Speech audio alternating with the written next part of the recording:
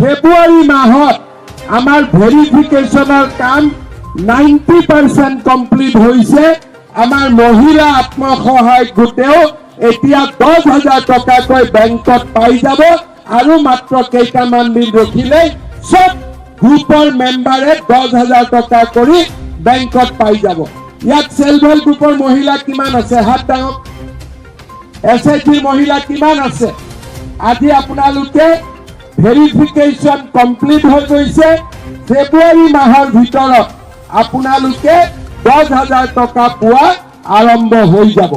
এটা একাউণ্টত 10,000 টকা আপোনালোকৰ সোমাই যাব।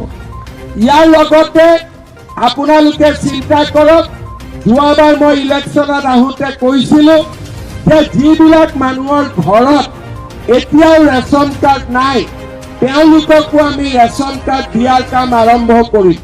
ইয়াত কাৰ কাৰ ৰেচন কাৰ্ড নাই হাত দাঙক। আপোনালোকে জলদি এতিয়া ৰেচন কাৰ্ড নতুন দিয়াৰ কাম চলি আছে। আপোনালোকে জলদি এপ্লাই কৰি দিয়ক।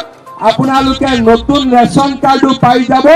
কাৰণ আমাৰ কথা হ'ল যে মানুহৰ ঘৰত ৰেচন কাৰ্ড থাকিব লাগে, মানুহৰ ঘৰত আধাৰ কাৰ্ড থাকিব লাগে, মানুহৰ ঘৰত আয়ুষ্মান ভাৰত কাৰ্ড থাকিব লাগে, মানুহৰ ঘৰত অৰুণোদয় থাকিব লাগে আৰু আমাৰ সকলোৰে বাবে ডেভেলপমেণ্ট হ'ব লাগে। আজি মই আপোনালোকক